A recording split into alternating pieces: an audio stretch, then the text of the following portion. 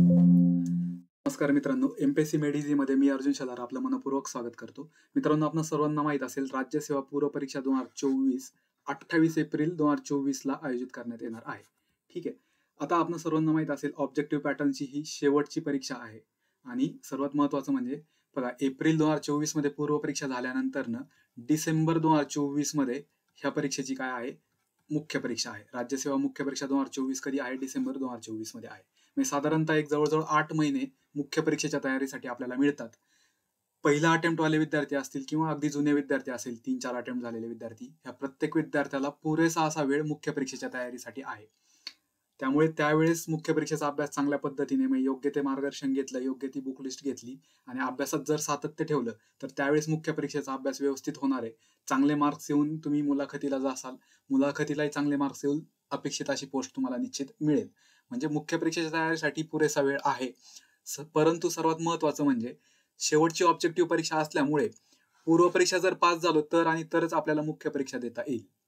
बरोबर. त्यामुळे आता आपला संपूर्ण वेळ जो काही एक जवळजवळ 5 महिने आपल्याकडे उपलब्ध आहेत आता, ह्या पूर्ण वेळ आपण पूर्व परीक्षेवरती फोकस करणं अपेक्षित आहे. पूर्व परीक्षेच्या दृष्टीने जितकं काही सखोलपणे आपल्याला अभ्यास करता येईल तितकं आपण करणं अपेक्षित आहे.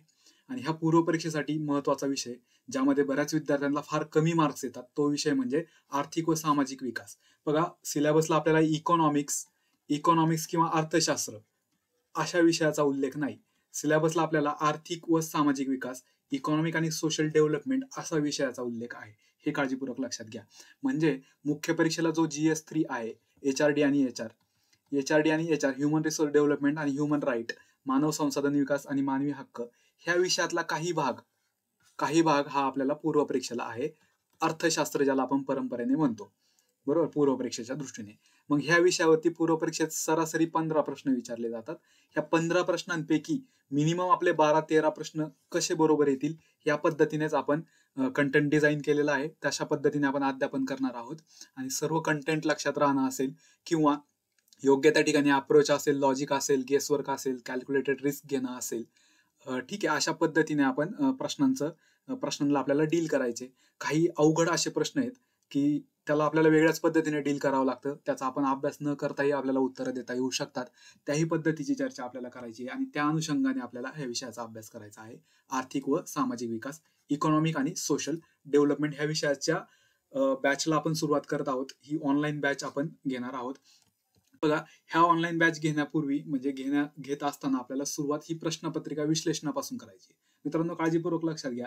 स्टेप बाय स्टेप आपण जाऊयात, एका फ्लो मध्ये जाऊयात, जेणेकरून पुढे आपला कंटेंट अतिशय सोपा होईल, तो सहजपणे आपल्याला रिटेन होईल किंवा कमी कालावधीत तो आपल्याला आत्मसात करता येईल आणि परीक्षेमध्ये आपल्याला योग्य त्याचं आपल्याला ऍप्लिकेशन करून चांगले मार्क आपल्याला यामध्ये मिळवता येतील. ह्या विषयामध्ये 15 पैकी मिनिमम आपलं टार्गेट 12 ते 13, मी मिनिमम म्हणतोय, 12 ते 13 प्रश्न बरोबर येणं अपेक्षितच आहे. निश्चित तेवढे येतात. कमी अभ्यास केला तरी पण येऊ शकतात, हे लक्षात घ्या. त्यामुळे आपण थोडंसं स्मार्ट वर्क करणार आहोत. हे करत असताना आपल्याला एका फ्लो मध्ये जात असताना पुढचा कंटेंट जर सोपा करायचा असेल तर आपल्याला सुरुवात ही प्रश्नपत्रिका विश्लेषणापासूनच करावी लागेल. 2013 ते 2023 दरम्यानच्या प्रश्नांचं आपण काय करूयात, विश्लेषण करूयात. ह्या प्रश्नांचं विश्लेषण करायला घेण्यापूर्वी आपल्याला सिलेबसचा ओव्हरव्ह्यू घ्यायचा आहे आणि प्रिव्हियस इयर क्वेश्चन्सचा ओव्हरव्ह्यू घ्यायचा आहे 2013 ते 2023चा. हा ओव्हरव्ह्यू घेतल्यानंतर आपल्याला कळेल की कोणते टॉपिक आपल्याला पूर्व परीक्षेला अभ्यासायचे आहेत, प्रत्येक टॉपिकचं वेटेज किती आहे, जेणेकरून आपल्याला कळेल की कोणत्या टॉपिकला किती जास्त महत्व द्यायचे, कोणत्या टॉपिकला किती कमी महत्व द्यायचे, हे आपल्याला समजेल. सुरुवातीच्या टप्प्यामध्ये आपण काय करूयात, सिलेबसचा ओव्हरव्ह्यू घेऊयात आणि प्रिव्हियस इयर क्वेश्चनचं ओव्हरव्ह्यू घेऊयात. त्यानंतर आपण प्रत्यक्षात प्रश्नपत्रिका विश्लेषणाला सुरुवात करत असताना आपण जो टॉपिक घेणार आहोत आजच्या लेक्चरमध्ये तो म्हणजे पॉप्युलेशन, लोकसंख्या, डेमोग्राफी म्हणजे जनसांख्यिकी, सेन्सस, जनगणना, ह्या टॉपिकवरचे जे प्रश्न आहेत 2013 ते 2023च्या दरम्यानचे, याचा आपण सखोलपणे त्यावरती चर्चा करूयात, प्रश्नांचं स्वरूप समजून घेऊयात. आता बऱ्याच विद्यार्थ्यांना हा घटक खूप अवघड जातो, बरोबर. हा घटक अवघड जातो. ह्या घटकातली जी आकडेवारी आहे ती सहजपणे लक्षात राहत नाही किंवा कोणती आकडेवारी लक्षात ठेवायची, कोणती स्किप करायची याचा अंदाजच लागत नाही. त्या अनुषंगाने आपण हे अनालिसिस करूयात. त्यावरून आपल्याला समजेल की कोणता डेटा आपल्याला लक्षात ठेवायचा आहे, कोणत्या डेटाचं आपल्याला विश्लेषण करून त्याचं आपल्याला ऍप्लिकेशन करायचंय, प्रश्नांना डील करायचंय आणि म्हणजे एकंदरीत ह्या घटकाचा अभ्यास आपला खूप सोपा होऊन जाईल. अशा पद्धतीने आपण काय करणार आहोत, त्याचं आपण अनालिसिस ह्या प्रश्नांचं करणार आहोत. ठीक आहे. सुरुवातीला आपण काय करूयात, सिलेबसच्या ओव्हरव्ह्यूला सुरुवात करणार आहोत. तत्पूर्वी माझा असा थोडक्यात परिचय देतो. माझं नाव अर्जुन पांडुरंग शेलार. 4 राज्यसेवा मुख्य परीक्षांचा मला अनुभव आहे. सोबतच पी-एस-आय मुलाखतीचाही अनुभव आहे. बघा गेल्या 2-3 वर्षापासून मी एच-आर-डी आणि एच-आर तसंच मराठी व्याकरण आणि शब्दसंग्रह या विषयांचं अध्यापन करण्याचं काम करत आहे. खूप कमी कालावधीमध्ये विद्यार्थ्यांचा चांगला रिस्पॉन्स आहे. पॉझिटिव्ह फीडबॅक्स आपल्याला मिळालेले आहेत. विद्यार्थ्यांना त्याचा परीक्षेत फायदाही सुद्धा झालेला आहे. ठीक आहे. तर बघा इथे मला महत्त्वाची गोष्ट हीच सांगायची आहे की एच-आर-डी आणि एच-आर हा जो राज्यसेवा मुख्य परीक्षेचा GS3 हा जो विषय आहे, याची आपली ऑनलाईन रेकॉर्डेड बॅच ॲपवरती ऑलरेडी उपलब्ध आहे. आणि ह्या एच-आर-डी, एच-आर मधला काही भाग हा पूर्व परीक्षेला आपल्याला आहे. बरोबर. आणि त्याच अनुषंगाने आपण ही बॅच लॉन्च करत आहोत आणि त्याचा आपण अभ्यास करणार आहोत. ठीक आहे. बघा आपली ही जी बॅच असणार आहे इकॉनॉमिक अँड सोशल डेव्हलपमेंट ह्या विषयाची, ही आपल्या एमपीएससी मेड इझी हे ॲप आहे. ॲप स्टोअरवरती किंवा गुगल प्ले स्टोअरवरती ते तुम्हाला मिळून जाईल. त्यावरती आपण उपलब्ध करून देत आहोत. ठीक आहे. आता आजचा जो हे पहिलं लेक्चर आहे, हे लेक्चर तुम्ही काळजीपूर्वक पाहावी अशी अपेक्षा आहे. हे लेक्चर पाहिल्यानंतर तुम्हाला जर व्हिडिओ जर आवडला तर नक्की आपला व्हिडिओ लाईक करा. तुमच्या काही प्रतिक्रिया असतील, शंका असतील किंवा तुम्हाला आणखी काही परीक्षेच्या संबंधित डाऊट असतील ते तुम्ही नक्की कमेंट बॉक्सद्वारे मला विचारू शकता. तसंच हा व्हिडिओ आपल्या मित्रांसोबत नक्की शेअर करा. शेवटची ऑब्जेक्टिव्ह परीक्षा असल्या कारणाने म्हणजे जे आपले गावाकडे राहून अभ्यास करणारे विद्यार्थी असतील किंवा तालुक्याच्या ठिकाणी राहून अभ्यास करणारे विद्यार्थी असतील त्यांच्यापर्यंत हा व्हिडिओ जरूर पोहोचवा. ठीक आहे. आपण सुरुवात करणार आहोत प्रत्यक्षात. बघा सर्वात पहिल्यांदा आपण सिलेबसचा ओव्हरव्ह्यू घेऊयात. ठीक आहे. बघा सिलेबसचा ओव्हरव्ह्यू घेत असताना आपल्याला सिलेबसला कोणते टॉपिक दिलेत हे पहिल्यांदा आपण पाहूयात. बघा सिलेबसला पहिल्यांदा मेन्शन केलेले आहे इकॉनॉमिक अँड सोशल डेव्हलपमेंट, आर्थिक आणि सामाजिक विकास. बरोबर. म्हणजे आपल्याला इथे अर्थशास्त्र ज्याला आपण कोर इकॉनॉमिक्स जे म्हणतो ना, हे टॉपिक कोर इकॉनॉमिक्सचे टॉपिक पूर्व परीक्षेला नाही आहेत, लक्षात घ्या. ते मुख्य परीक्षेला आहेत. पूर्व परीक्षेला डेव्हलपमेंटशी रिलेटेडच टॉपिक आपल्याला दिलेले आहेत.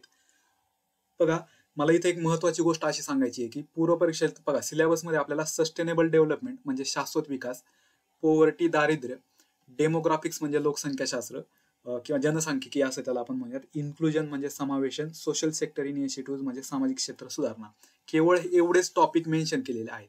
आणि आपण पुढे ज्यावेळेस प्रश्नपत्रिकेचं एक ओव्हरव्ह्यू घेणार आहोत त्यावेळेस आपल्याला लक्षात येईल की हे जे टॉपिक मेन्शन केलेत ना, sustainable development, poverty, demographics, inclusion, social sector initiative, ह्या टॉपिकवरती जास्त क्वेश्चन आलेले आहेत. मॅक्झिमम क्वेश्चन ह्याच टॉपिकवर आलेले आहेत जे एक्सक्लुझिव्हली मेन्शन केलेले आहेत सिलेबसला.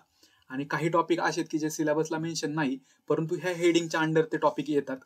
ग्रोथ अँड डेव्हलपमेंट असेल, 5 इयर प्लॅन, पंचवार्षिक योजना असतील, चलन भाववाढ असेल, राष्ट्रीय उत्पन्न असेल, वेगवेगळे निर्देशांक असतील, भूसुधारणा, लँड रिफॉर्म्स असेल, LPG आपल्याला माहित असेल, लिबरलायझेशन, प्रायव्हेटायझेशन आणि ग्लोबलायझेशन, खाजगीकरण, उदारीकरण, जागतिकीकरण हा टॉपिक असेल.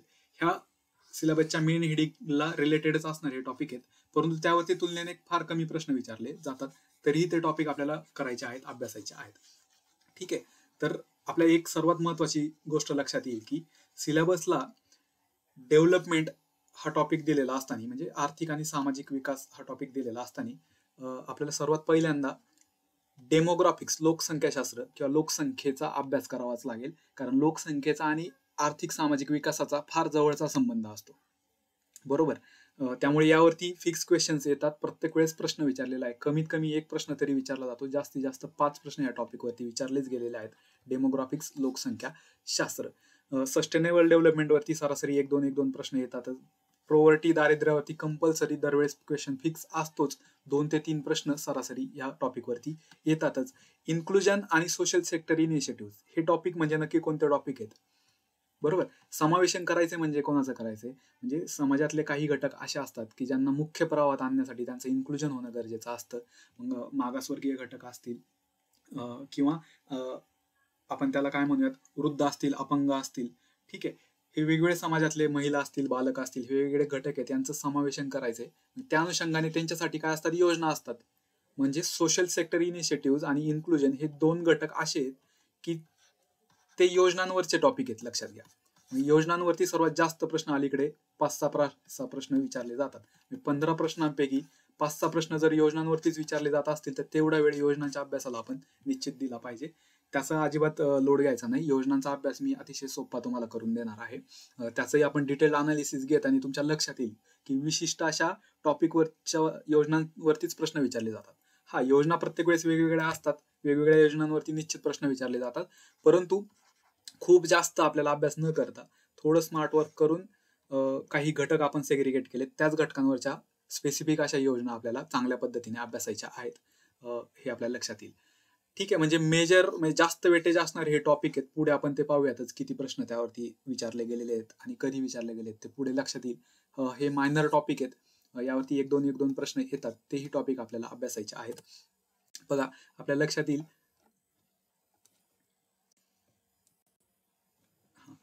आपल्या लक्षात येईल की सर्वात महत्वाचं म्हणजे अनालिसिस करत असताना, सिलेबसचं अनालिसिस करत असताना 2013 ते 2023च्या प्रश्नपत्रिकेचं आपण अनालिसिस करत आहोत. हे करत असताना आपल्याला लक्षात घ्यायचे की सरासरी किती प्रश्न विचारले जातात. बघा, 18 प्रश्न कधी विचारलेले आहेत. 2013ला 17 प्रश्न विचारले होते. अलीकडे 16-17 प्रश्न त्यावरती विचारले गेलेले आहेत. म्हणजे सरासरी 15 प्रश्न आपल्याला हे विचारले जातातच ह्या विषयावरती. हा पहिला भाग आला, जो की सर्वांना माहिती आहे. ठीक आहे, दुसरा भाग येतो की कोणत्या टॉपिकवरती प्रश्न विचारले जातात. मग मी बघा, एक 11 टॉपिक असे काढलेले आहेत. बघा, खालचे हे टॉपिक महत्वाचे नाहीत. 11 टॉपिकच आपल्याला चांगले करायचे. ते टॉपिक कोणते, तर बघा, सगळ्यात पहिला टॉपिक जो येईल, ते 11 टॉपिक आपण पाहून घेऊयात की ज्यावरती प्रश्न आलेले आहेत. पहिला टॉपिक योजना, धोरण, कायदे यावरती सर्वात जास्त प्रश्न येतात. त्यानंतर लोकसंख्या ह्या घटकावरती प्रश्न विचारले जातात. शाश्वत विकास, सस्टेनेबल डेव्हलपमेंट वरती प्रश्न हमखास असतोच. दारिद्र्य ह्या घटकावरती प्रश्न आहेत. पंचवार्षिक योजनांवरती प्रश्न आहेत. चलन भाववाढ ह्या घटकावरती प्रश्न आहेत. राष्ट्रीय उत्पन्न या घटकावर प्रश्न विचारले गेलेले आहेत. निर्देशांक असतील वेगवेगळे, त्यावरती प्रश्न येतात. भूसुधारणा, लँड रिफॉर्म्स वरती प्रश्न विचारले जातात. आणि खाजगीकरण, उदारीकरण, जागतिकीकरण ह्या घटकावर प्रश्न विचारले जातात. आणि जो सिलेबसचा आपला मेन मुद्दा आहे, सोशल आणि इकॉनॉमिक डेव्हलपमेंट, त्याला जोडून ग्रोथ अँड डेव्हलपमेंट हा एक टॉपिक आपल्याला अभ्यासायचा आहे. असे एकूण 11 घटक हे आपल्याला चांगल्या पद्धतीने पूर्वपरीक्षेच्या दृष्टीने अभ्यासायचे आहेत. बरोबर, ह्या घटकावरचे आपले सगळे प्रश्न बरोबर येतील अशा पद्धतीनेच आपण अभ्यासूयात. सगळ्यात महत्वाचं, ह्या घटकांवरती जर काही अवघड प्रश्न आले किंवा काही आउट ऑफ द बॉक्स प्रश्न आले, तर त्यांना कसं डील करायचं ते आपण पुढे प्रश्नांच्या चर्चेच्या माध्यमातून आपल्याला ते लक्षातच येईल. ठीक आहे, ती चर्चा आपण पुढे करूयात.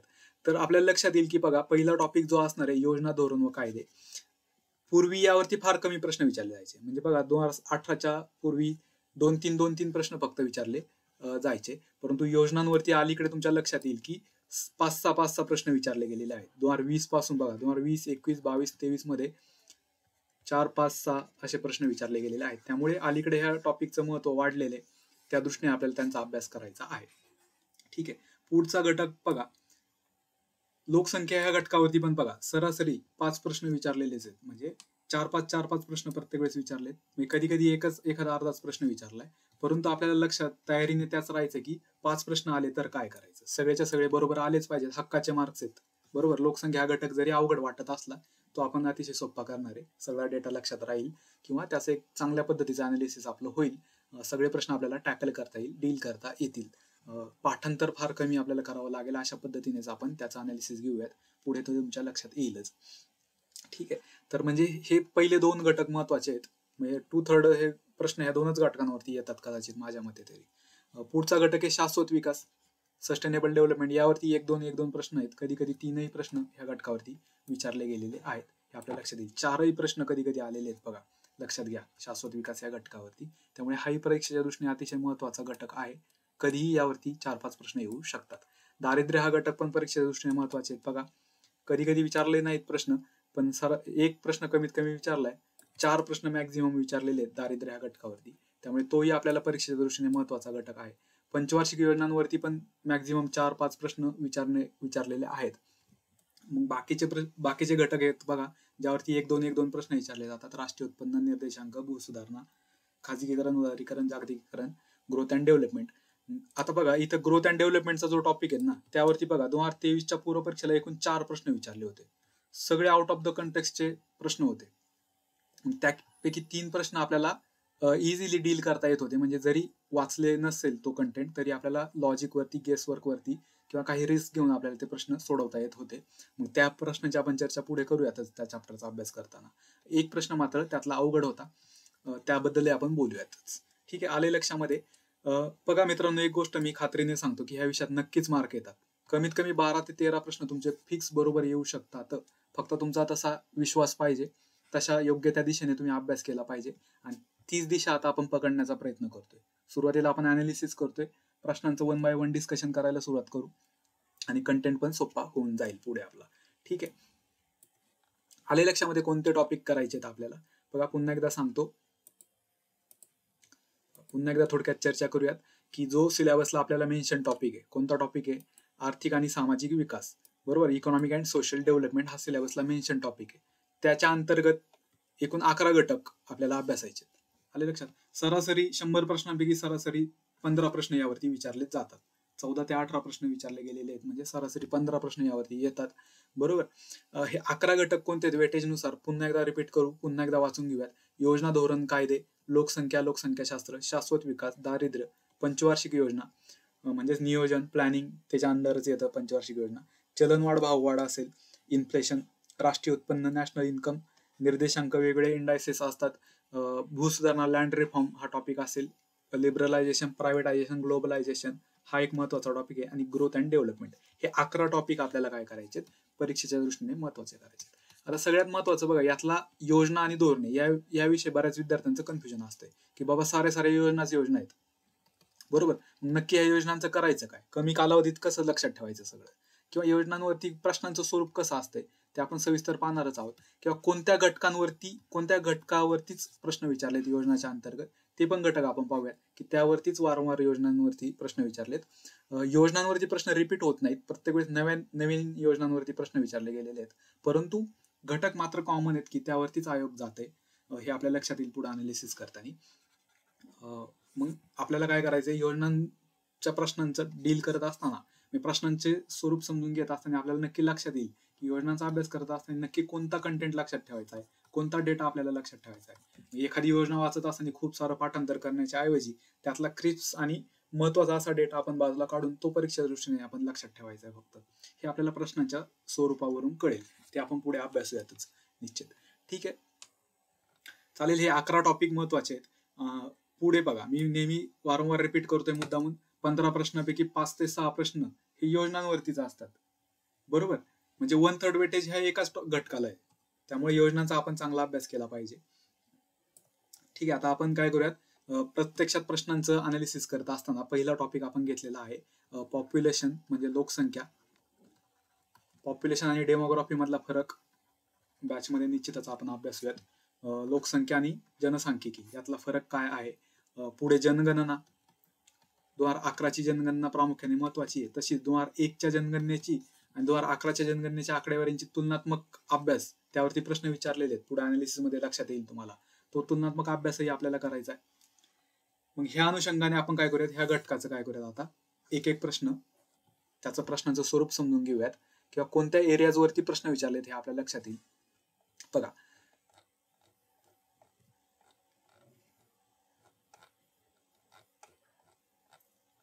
बघा, जनसांख्यिकी, डेमोग्राफी, जनगणना, सेन्सस हा जो घटक आहे यावरती कमीत कमी 1 प्रश्न विचारलाय, जास्तीत जास्त 5 प्रश्न विचारले आणि दरवर्षी विचारलेत.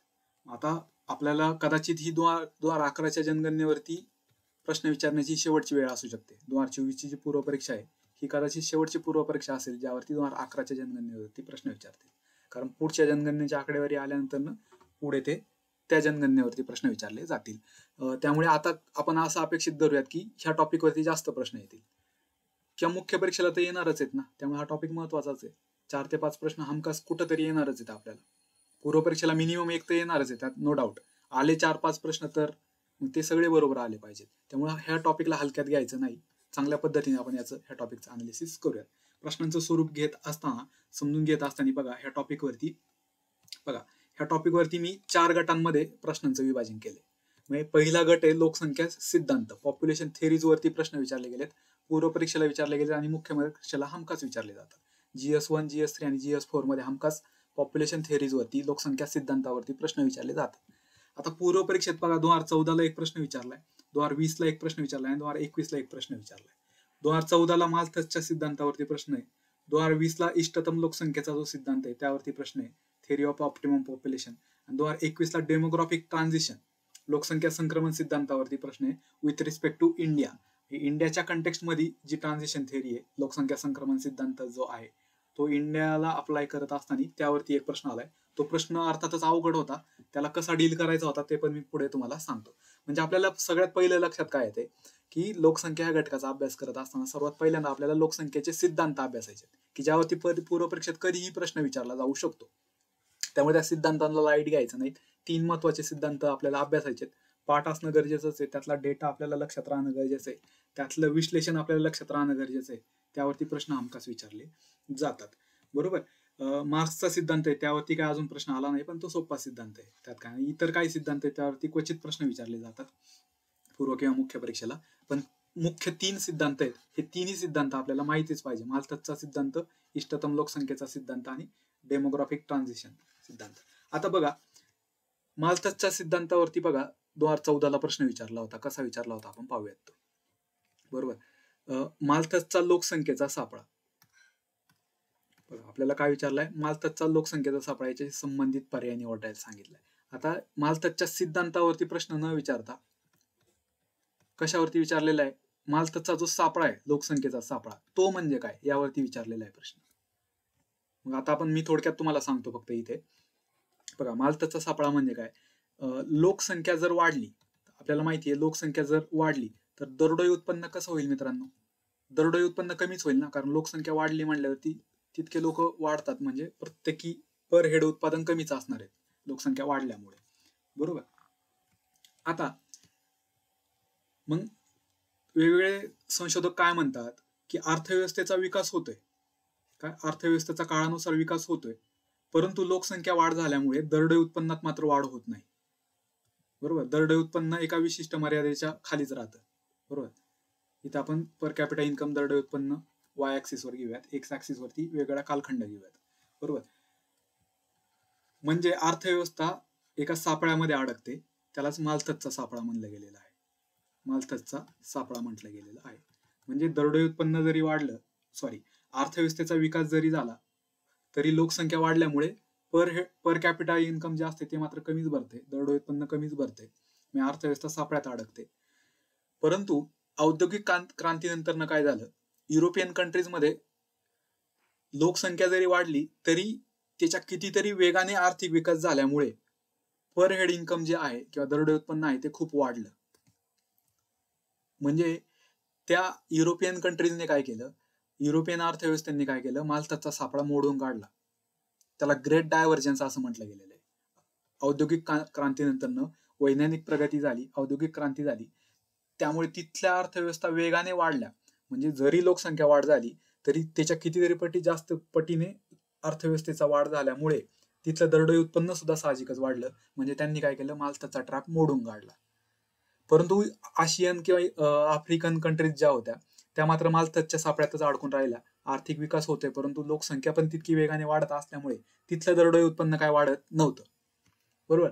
म्हणजे आपल्याला लक्षात येईल की माल्थसचा सापळा कशाशी संबंधित आहे? लोकसंख्या वाढ आणि विकासाशी संबंधित आहे.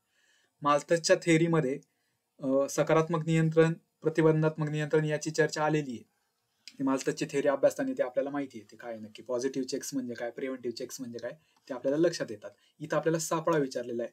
माल्थसच्या सापळ्याचा संबंध लोकसंख्या वाढीशी आणि विकासाशी आहे हे आपल्याला या ठिकाणी लक्षात येते. पर्याय क्रमांक 3 उत्तरे. सोपा प्रश्न होता, बरोबर येण्यातला प्रश्न होता. ठीक आहे. जिथं अवघड प्रश्न येतील तिथे मी मात्र कसं डील करायचं ते तुम्हाला नंतर सांगतो. आपल्या अभ्यासाचा भाग आहे हा, लक्षात घ्या. तुम्ही जे कुठलाही सोर्स डिसाईड करणार आहे, फिक्स करणार आहे, त्या सोर्समध्ये तुम्हाला हे सापडतंच. माल्थसचा सापळा म्हणजे काय सापडतंच. आणि अर्थातच आपण देसले सरांचा सोर्स बेस्ट सोर्स म्हणून गृहीत धरणार आहोत. त्या सोर्सला अनुषंगानेच आपण ह्या घटकांचा अभ्यास करणार आहोत. ठीक आहे. बघा, पुढचा प्रश्न होता बघा, इष्टतम लोकसंख्येच्या सिद्धांतावरती प्रश्न विचारला होता. म्हणजे आपल्याला लक्षात येते की लोकसंख्येच्या सिद्धांतावरती प्रश्न येतात. आता इष्टतम लोकसंख्येचा सिद्धांत जो आहे तो सिद्धांतावरती मुख्य परीक्षेला वारंवार प्रश्न विचारले. GS3 मध्ये तर खूप वेळा प्रश्न विचारले इष्टतम लोकसंख्येच्या सिद्धांतावरती. मग इथे मात्र 2020च्या पूर्व परीक्षेत हा प्रश्न येताना खूप अवघड प्रश्न आलता, अवघड कॅटेगरीतला प्रश्न आलता. हे Boulding, Dalton, Patterson, Karl Saunders ही नावं माझ्या मते बऱ्याच विद्यार्थ्यांनी पहिल्यांदाच ऐकली असतील परीक्षेमध्ये. बरोबर. त्यामुळे 2020ला मुळातच GSचा पेपर अवघड होता, त्यामुळे त्यावेळेस त्याचं काय लोड घेण्याचं कारण नव्हतं. एखादा प्रश्न चुकला तरी चालतो. पण इथे मग आपल्याला काहीतरी रिस्क घेता येऊ शकते, किंवा पहिला ऑप्शन जर आपण बेस मानला तर त्याला 2 पर्यायात A ला 2 दिलेले, त्यापैकी एक उत्तर असू शकतं. पर्याय क्रमांक 2 उत्तर आहे. असं काहीतरी आपल्याला लावता येतं. चुकला तर चुकला. अशा प्रकारातला हा प्रश्न होता. तरी मी तुम्हाला सांगतो इष्टतम लोकसंख्या म्हणजे काय. बघा, आपल्या सर्वांना माहित असेल, जर ओव्हर पॉप्युलेशन झालं, लोकसंख्येचा विस्फोट झाला, तर काय होतं, नैसर्गिक साधन संपत्तीच्या तुलनेत लोकसंख्या प्रचंड जास्त असल्यामुळे संसाधनांवरचा तुटवडा भासतो आणि त्या तुलनेत आर्थिक विकास होत नाही. परंतु कधी कधी काय होतं, लोकसंख्या फार कमी आहे, नैसर्गिक संसाधनं जास्त आहेत, परंतु लोकसंख्या फार कमी असल्यामुळे त्या लोकसंख्येचं योग्य ते युटिलायझेशन करता न आल्यामुळे नैसर्गिक साधन संपत्तीचा योग्य तो वापर करता येत नाही, योग्य ते युटिलायझेशन करता येत नाही, कारण फार लोकसंख्या कमी आहे. मग त्यावेळेस सुद्धा आर्थिक विकास कमीच राहतो. म्हणजे नैसर्गिक साधन संपत्ती असूनही अर्थव्यवस्थेचा विकास कमी राहतो. का? तर लोकसंख्या फार कमी आहे. म्हणजे अर्थव्यवस्थेला फार कमी लोकसंख्या सुद्धा नुकसानकारक ठरते आणि अर्थव्यवस्थेला ओव्हर पॉप्युलेशन, फार जास्त लोकसंख्या सुद्धा नुकसानकारक ठरते. याला म्हणायचं इष्टतम लोकसंख्या.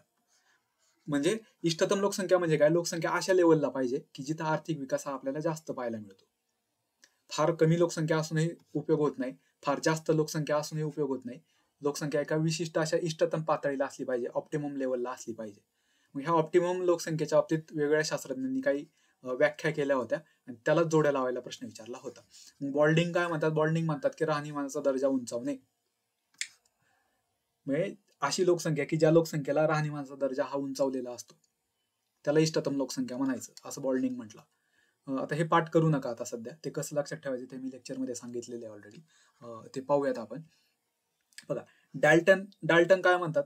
डाल्टन म्हणतात की दरडोई उत्पन्न जास्तीत जास्त असेल अशी लोकसंख्या की ज्या लोकसंख्येला दरडोई उत्पन्न हे जास्तीत जास्त असेल, ती लोकसंख्या म्हणजे इष्टतम लोकसंख्या. पीटरसन काय म्हणतात? पीटरसन म्हणतात की जास्तीत जास्त आर्थिक परतावा आला पाहिजे, मॅक्झिमम इकॉनॉमिक ग्रोथ झाली पाहिजे, अशी लोकसंख्या म्हणजे इष्टतम लोकसंख्या. सॉन्डर्स म्हणतात जिथं समाज कल्याण, सोशल वेलफेअर जास्त असेल, ती लोकसंख्या म्हणजे इष्टतम लोकसंख्या. ठीक आहे, म्हणजे हा अवघड कॅटेगरीतला प्रश्न होता, चुकला असला तरी चालला असतं, परंतु तरी आता आपण पुढे जर हा प्रश्न परत रिपीट झाला तर आपल्याला हे माहित पाहिजे. मग हे कसं लक्षात ठेवायचं यांच्या व्याख्या ते आपण लेक्चरमध्ये पाहूयातच. ठीक आहे, म्हणजे आपल्याला लक्षात येते. आता बघा पुढचा प्रश्न पाहूयात. पुढची थेरी आहे डेमोग्राफिक ट्रान्झिशन थेरी. यावरही 2021च्या पूर्व परीक्षेत प्रश्न विचारलेला आहे. आता डेमोग्राफिक ट्रान्झिशन थेरी, लोकसंख्या संक्रमण सिद्धांतामध्ये लोकसंख्येच्या संक्रमणाचे वेगवेगळे टप्पे मांडलेले आहेत. लोकसंख्या संक्रमणाचा पहिला टप्पा, लोकसंख्या संक्रमणाचा दुसरा, तिसरा आणि चौथा टप्पा, असे 4 मुख्य टप्पे सांगितलेले आहेत. औद्योगिक पूर्व कालखंडामध्ये कृषी आधारित अर्थव्यवस्था होत्या, त्यावेळेस लोकसंख्या स्थिर राहायची. का राहायची? तर जन्मदरही जास्त असायचा, पण त्याच्या तुलनेत मृत्यूदरही प्रचंड असल्यामुळे लोकसंख्या वाढतच नसायची, लोकसंख्या स्थिर राहायची. हा पहिला टप्पा. दुसऱ्या टप्प्यात लोकसंख्येचा विस्फोट पाहायला मिळायचा, कारण मृत्यूदर फार वेगाने कमी झालेला असतो, त्या तुलनेत जन्मदर मात्र आहे तसाच राहिलेला असतो, त्यामुळे तिथे लोकसंख्येचा विस्फोट आपल्याला पाहायला मिळतो. ते सविस्तर आपण अभ्यासूयातच, ते लक्षात राहून जाईल सगळ्या गोष्टी. पण इथं मला सांगायचं काय की लोकसंख्या संक्रमण सिद्धांताचे 4 टप्पे आहेत. वेगवेगळ्या कालखंडामध्ये लोकसंख्या कशी लोकसंख्येचं स्वरूप बदलत गेलं, जगाची लोकसंख्या असेल किंवा भारताची लोकसंख्या असेल, याचे संक्रमणाचे वेगवेगळे टप्पे आहेत. तो त्या सिद्धांतावरती प्रश्न विचारला होता. बघा की भारतीय लोकसंख्येच्या बाबतीत खालीलपैकी काय खरे आहे. मग भारताच्या लोकसंख्या संक्रमणाचे वेगवेगळे टप्पे आहेत, बरोबर. 1891 ते 1921 ह्या 30 वर्षाचा हा पहिला टप्पा. त्यानंतर 1921 ते 1951 ह्या 30 वर्षाचा हा दुसरा टप्पा, बरोबर. त्यानंतर 1951 ते 1981 ह्या 30 वर्षाचा हा तिसरा टप्पा आणि 1981 ते 2011 ह्या 30 वर्षाचा हा चौथा टप्पा. असे वेगवेगळे टप्पे भारतीय लोकसंख्येच्या बाबतीत आपल्याला पाहायला मिळतात. ह्या वेगवेगळ्या लोकसंख्येच्या टप्प्यांमध्ये लोकसंख्या कशी बदलत गेली, बरोबर, कशी बदलत गेली.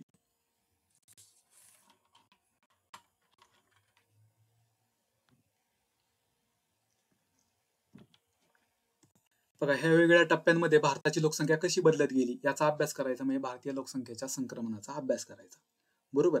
मग आपल्याला लक्षात येईल की 1951 ते 1981 स्वातंत्र्यानंतर ह्या 30 वर्षाच्या कालखंडात भारताच्या लोकसंख्येत प्रचंड वेगाने वाढ झाली. 1951 ते 81 या 30 वर्षाच्या कालखंडात त्यावेळेस वार्षिक वृद्धी दर जवळजवळ 2.14% होता, त्या 30 वर्षाच्या कालखंडात, 1951 ते 1981 दरम्यान. मग पुढे 1981 ते 2011 ह्या दरम्यान मात्र वार्षिक लोकसंख्या वृद्धी दर कमी झाला, 1.84% झाला, बरोबर. त्यातल्या त्यात 2001 ते 2011 ह्या दशकामध्ये तो 1.64% झाला वार्षिक लोकसंख्या वृद्धी दर. म्हणजे आपल्याला लक्षात येते, भारतीय लोकसंख्येच्या संक्रमणाचा अभ्यास करत असताना आपल्याला लक्षात येते की वार्षिक लोकसंख्या वृद्धी दर घटत आहे का, निश्चित घटतोय, हे स्टेटमेंट बरोबर आहे. आता बघा हा प्रश्न आहे ना 2021च्या पूर्वला विचारला होता बरं का. आता इथे एक गंमत आहे, बी स्टेटमेंट आपल्याला माहित नसतं किंवा आपल्या वाचनात आलेलं नसतं की लोकसंख्येतील तरुण लोकसंख्येचा हिस्सा कमी होण्यास सुरुवात झाली आहे. बरोबर, आपल्याला काय वाटतं की भारताला डेमोग्राफिक डिव्हिडंड खूप जास्त लाभतोय, बरोबर, लोकसंख्येविषयक लाभांश भारताला खूप जास्त लाभतोय, तरुणांची लोकसंख्या जास्त आहे भारताच्या लोकसंख्येमध्ये, त्यामुळे आपल्याला बी स्टेटमेंट हे चुकीचं वाटू शकतं. परंतु लक्षात घ्या बी स्टेटमेंट हे बरोबर आहे. कारण आता 2021 पासून हिस्सा कमी व्हायला सुरुवात झालेली आहे. लोकसंख्या तरुणांची जरी जास्त असली, बरोबर, 15 ते 24 या गटातले तरुण जरी जास्त असले लोकसंख्येमध्ये, तरी त्यांचा आता हिस्सा मात्र कमी व्हायला सुरुवात झालेली आहे. मग हे स्टेटमेंट कुठून आलं तर बघा, एक टेक्निकल ग्रुप होता, त्या ग्रुपने एक 2036 पर्यंतच्या लोकसंख्येचा अंदाज व्यक्त केलेला आहे, पॉप्युलेशन प्रोजेक्शन केलेलं आहे. तिच्यात त्यांनी स्टेटमेंट सांगितले, तिच्यात असं सांगितलं की 2011 ते 2021च्या दरम्यान तरुणांची संख्या वाढत जाईल आणि पुढे 2021 नंतर ती लोकसंख्या घटायला सुरुवात होईल असं सांगितलेलं आहे. आणि 2021च्या पूर्वलाच हा बरोबर प्रश्न विचारलाय बघा. मग इथे परीक्षेत जर अशा प्रकारचे स्टेटमेंट आले की जे आपल्या वाचनात येत नाहीत, त्या स्टेटमेंटवरती डाऊट घ्यायचा नाही शक्यतो. आलं डाऊट घ्यायचा नाही. बरोबर आहे की आपल्याला असं मानता येतं निश्चित की तरुण लोकसंख्येचा हिस्सा कमी व्हायला सुरुवात झाली असेल का, निश्चित झाली असेल असं आपल्याला मानायला हरकत नाही. कारण बघा आपला प्रयत्न तोच आहे ना की लोकसंख्या स्थिरीकरण करायचंय. जसं लोकसंख्या स्थिरीकरणाकडे आपण जात असू तसं जन्मदर घटत जाणार आहे.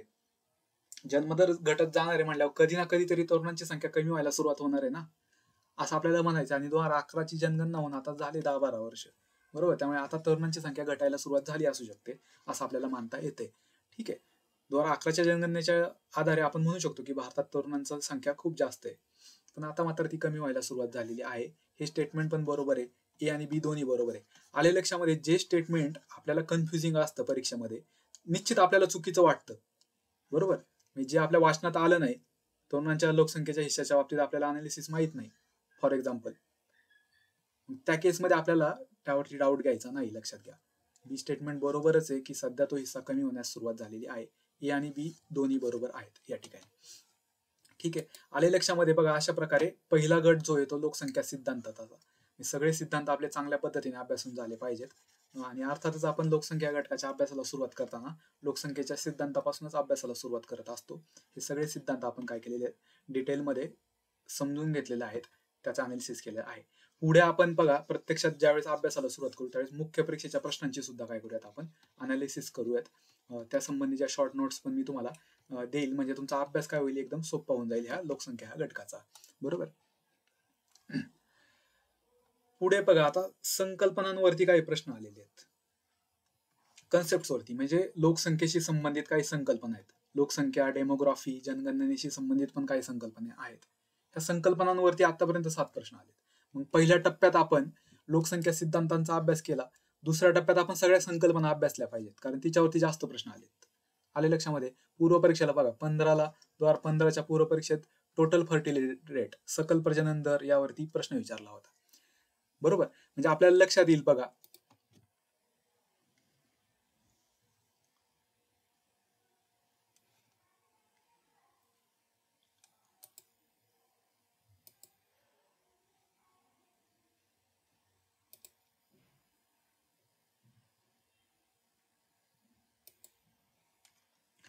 आपल्या लक्षात येईल बघा संकल्पनांवरचे प्रश्न पाहत असताना आपण दुसरा गट केलेला आहे, संकल्पनांवरती प्रश्न आलेले आहेत. आपल्या लक्षात येईल पहा मित्रांनो, प्रश्न आपण घेऊयात. लक्षात येईल की 2015ला सकल प्रजनन दर किंवा पुनरुत्पादन दर म्हणजे काय, टोटल फर्टिलिटी रेट इंग्लिश मधून वाचल्या तुमच्या लक्षात येईल, यावरती प्रश्न आलेला आहे. मग टोटल फर्टिलिटी रेट वरती प्रश्न येतोय तर आपल्याला त्याच अनुषंगाने क्रूड बर्थ रेट म्हणजे काय, म्हणजे त्याला आपण ओबडधोबड जन्मदर म्हणजे काय, किंवा क्रूड डेथ रेट म्हणजे ओबडधोबड मृत्यूदर म्हणजे काय, ही संकल्पना आपल्याला माहित पाहिजे. फर्टिलिटी रेटचा विचार करत असताना जनरल फर्टिलिटी रेट म्हणजे काय, सामान्य जनन दर म्हणजे काय, एज स्पेसिफिक फर्टिलिटी रेट पण असतो, मग वय विशिष्ट जो जनन दर आहे तो म्हणजे काय, किंवा आपण त्याला टोटल फर्टिलिटी रेट म्हणूयात, एकूण जनन दर म्हणजे काय, ही संकल्पना आपल्याला माहित पाहिजेत, बरोबर. रिप्रोडक्शन रेट म्हणून पण एक संकल्पना आहे, ती पण माहित पाहिजे आपल्याला.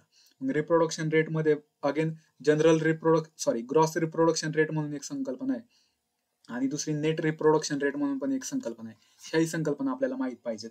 बरोबर.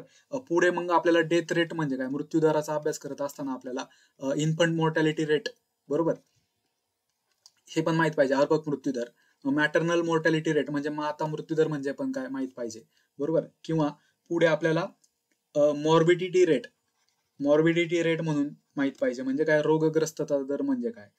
केस फर्टिलिटी रेट म्हणजे काय, की रुग्ण मृत्युमानाचा दर काय तो पण माहित पाहिजे आपल्याला. ह्या वेगळ्या संकल्पना आपल्याला अभ्यासायच्या आहेत.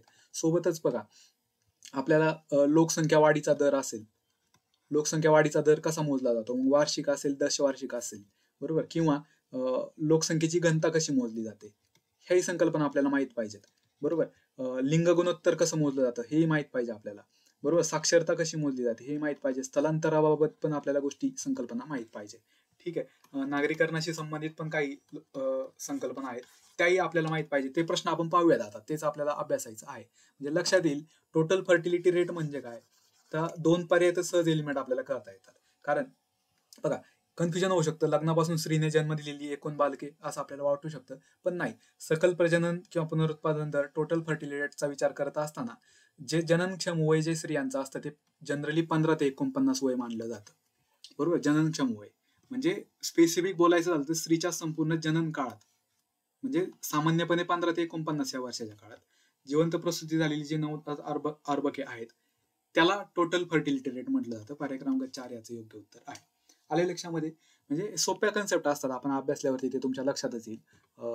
मग सगळ्या संकल्पना आपल्याला दुसऱ्या टप्प्यात अभ्यासायच्या आहेत. आले लक्षामध्ये. पहिल्या टप्प्यात काय असणार आहे आपण, लोकसंख्येचे सिद्धांत. दुसऱ्या टप्प्यात सगळ्या संकल्पना असतील. बघा, डेमोग्राफिक डिपेंडंट वरती म्हणजे लोकसंख्यांकी लाभांश या संकल्पनेवरती प्रश्न आलेला आहे 2017 मध्ये. ठीक आहे. मग ते म्हणजे काय, तो प्रश्न आपण पाहूयात पहिल्यांदा. बघा, लोकसंख्यांकी लाभांश कशामुळे होतो, तर ही संकल्पना काय तर आपल्याला माहिती आहे 15 ते 64 हे वय जे आहे हे कार्यकारी गटाचं वय. कार्यकारी गटाचं वय म्हणजे काय, जो प्रत्यक्ष आर्थिक क्रियेमध्ये सहभागी असणारा गट असतो. म्हणजे जो थोडक्यात ढोबळमानाने बोलायचं झालं, जो पैसे कमवतो तो कार्यकारी गट.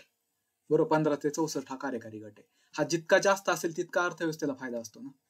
ह्या गटातील लोकसंख्या जितकी जास्त असेल तितका अर्थव्यवस्थेला फायदा असतो. लोकसंख्यांकी लाभांश त्यामुळे मिळतो आपल्याला. कारण 0 ते 15 हा वयोगट कसा असतो, अवलंबून असणारा गट असतो, बालकांचा गट असतो. आणि 64 पेक्षा जास्त जो गट असतो वृद्धांचा गट असतो. बालक आणि वृद्ध हे कसे असतात, इतरांवरती अवलंबून राहणारा गट असतो. ते काय इकॉनॉमिक ऍक्टिव्हिटीमध्ये सहभागी होतात का, नाही होत. म्हणजे अर्थव्यवस्थेला त्यांचा फायदा असतो का, तितकासा नसतो. त्यामुळे लोकसंख्यांकी लाभांश आपल्याला कशामुळे मिळणार आहे, जर जन्मदर कमी झाला तरच मिळणार आहे. कारण जन्मदर कमी झाल्यामुळे बालक म्हणजे लोकसंख्येत बालकांची संख्या कमी राहील. बरोबर. आणि त्या अनुषंगाने जे काम करण्यायोग्य वयोगट आहे त्याच्या संरचनेत होणारा जो बदल असतो त्यामुळे आपल्याला लोकसंख्यांकी लाभांश मिळतो. बरोबर. त्यामुळे फक्त ब बरोबर या ठिकाणी येणार आहे. बघा, अ आणि ब मध्ये कन्फ्युज केले आणि ब मध्ये फक्त काम करण्यायोग्य हा शब्द टाकलाय. त्यामुळे स्पेसिफिक काम करण्यायोग्य हे आपल्याला कॅच करायचं होतं आणि फक्त ब उत्तर द्यायचं होतं, अ येणार नाही. कमी होणारा मृत्यूदर याचा काही रेफरन्स येणार नाही. लोकसंख्यांकी लाभांश हा जन्मदर जर कमी झाला त्यानुसार कार्यकारी लोकसंख्येच्या संरचनेत वयोगटामध्ये बदल होतो, याच्याशी संबंधित ही संकल्पना आहे लोकसंख्येकी लाभांश. फक्त ब बरोबर येणार आहे. आले लक्षामध्ये. बघा, आपल्याला लक्षात येईल की पुढे बघा, आता आयोगाने ना 2011च्या सेन्सस मध्ये नागरीकरणाशी संबंधित काही व्याख्या दिल्या होत्या. नागरीकरणाशी संबंधित काही कन्सेप्ट दिलेले आहेत, त्यावरती बघा प्रश्न आलेले आहेत. 5 प्रश्न आलेले आहेत. म्हणजे अभ्यास करत असताना आपल्याला नागरीकरणावरती जास्त फोकस द्यायचा आहे, त्या डेटावरती जास्त फोकस द्यायचा आहे. बरोबर. त्यावरती प्रश्न आलेले आहेत. 2018ला प्रश्न आला होता सेन्सस टाउन वरती. आता हा प्रश्न थोडासा किचकट होता, मग तो कसा डील करायचा होता ते मी सांगतो तुम्हाला. बघा, तो प्रश्न आपण पाहूयात. शिरगणनात्मक शहर आहे, इंग्लिश मधून वाचल्यावर लक्षात येईल तुमच्या. सेन्सस टाउनची भरमसाठ वाढ होते, हे अर्थव्यवस्थेसमोर एक आव्हान आहे.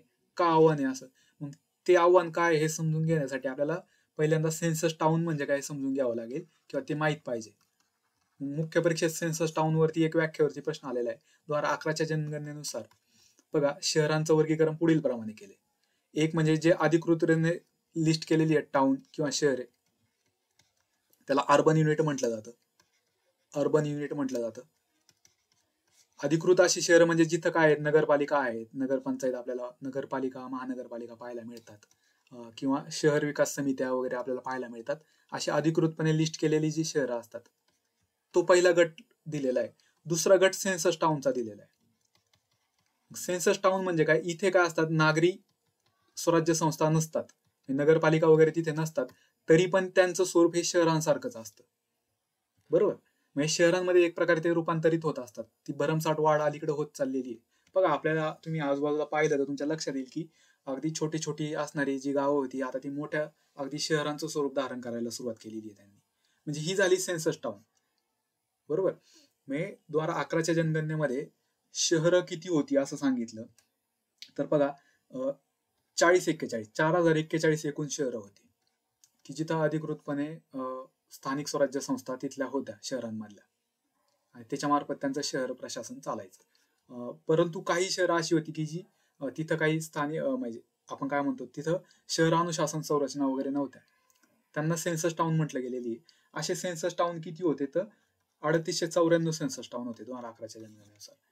आणि त्यांची व्याख्या दिली होती सेन्सस टाउनची, की असा एरिया की ज्याची लोकसंख्या 5,000+ पेक्षा जास्त आहे, किंवा तिथे 75% पुरुष कामगार किंवा कर्मचारी हे गैर कृषी क्षेत्रात काम करतात.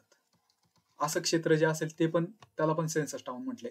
किंवा असं क्षेत्र की ज्याची घनता 400+ असेल, 400+ घनता असेल, असं क्षेत्र, त्याला सेन्सस टाउन म्हणायचं. आणि त्यांची आता एक भरमसाठ वाढ होतात, आणि ते एक अर्थव्यवस्थेसमोर मोठं आव्हान आहे. का तर अशा ठिकाणी शहरी अनुशासन संरचना नसतात. बरोबर आहे. बरोबर. Do not have urban governance structure. बरोबर. तिथं म्हणजे शहरी स्थानिक स्वराज्य संस्था नसतात. आपण हेच पाहिलं ना, अर्बन युनिट शहरे अधिकृतपणे लिस्ट केले तिथं असतात, परंतु सेन्सस टाउन मध्ये असतात का? नसतात. बरोबर.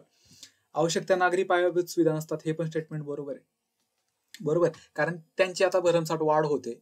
अचानक तिथली लोकसंख्या वाढायला सुरुवात झालेली असते, गैरकृषी क्षेत्रामुळे, औद्योगिकरणामुळे, आणि शहरांमध्ये हळूहळू त्यांचं रूपांतर व्हायला सुरुवात झालेली असते. त्यामुळे आवश्यक त्या नागरिक पायाभूत सुविधा अजून तिथं पुरवल्या गेलेल्या नसतात. बरोबर. आणि शहरांची वाढ ही वेगाने वाढणाऱ्या लोकसंख्येमुळे झालेली असते. बरोबर. तिथली लोकसंख्या ही वेगाने वाढते सेन्सस टाउनची. तिन्ही विधानं बरोबर आहे. पर्याय क्रमांक 1 उत्तर. इथं कन्फ्युज होऊ शकतं.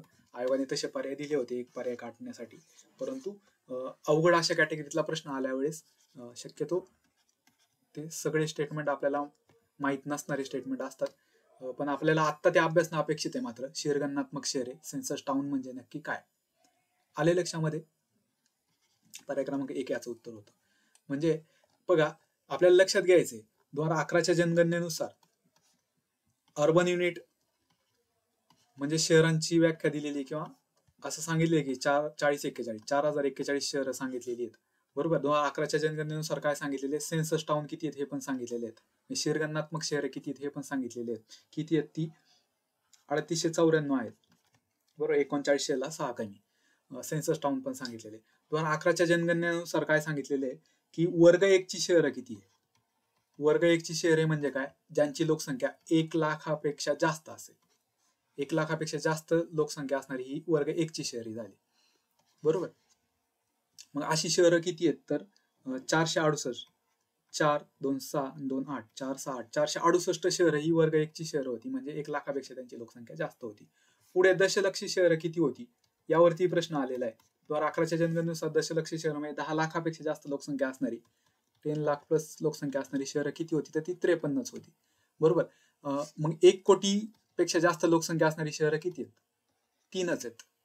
त्यावरही प्रश्न आलेला आहे. आले लक्षामध्ये? म्हणजे ह्या ज्या संकल्पना ज्या आपल्याला दिलेल्या असतात, म्हणजे सेन्सर डॉक्युमेंट मध्ये पण असेल किंवा इतर संकल्पना आपण मगाशी ज्या पाहिल्या, टोटल फर्टिलिटी रेट असेल, रिप्रोडक्शन रेट असेल, मृत्यूदर, जन्मदर असेल, किंवा आपण त्याला मॉर्बिडिटी रेट किंवा केस फर्टिलिटी रेट म्हणजे काय, इन्फंट मोर्टॅलिटी रेट म्हणजे काय, चाइल्ड मोर्टॅलिटी रेट म्हणजे काय, मॅटर्नल मोर्टॅलिटी रेट म्हणजे काय, ह्याही संकल्पनांवरती प्रश्न वारंवार विचारले गेलेले आहेत. ते आपल्याला माहित असणं गरजेचं आहे. साक्षरता कशी मोजली जाते, दशवार्षिक वाढ किंवा वार्षिक वाढ कशी मोजली जाते, लोकसंख्येची घनता कशी मोजली जाते, लिंग गुणोत्तर कसं मोजलं जातं, ह्याही संकल्पना आपल्याला माहित असणं गरजेचं आहे. त्याच अनुषंगाने हे प्रश्न विचारलेले आहेत. बघा, पुढे प्रश्न घेऊयात आपण. बघा, हा कन्फ्युजिंग प्रश्न होता. नागरीकरण म्हणजे काय, शहरीकरणाच्या व्याख्येवरती प्रश्न विचारलेला आहे. अर्बनायझेशन.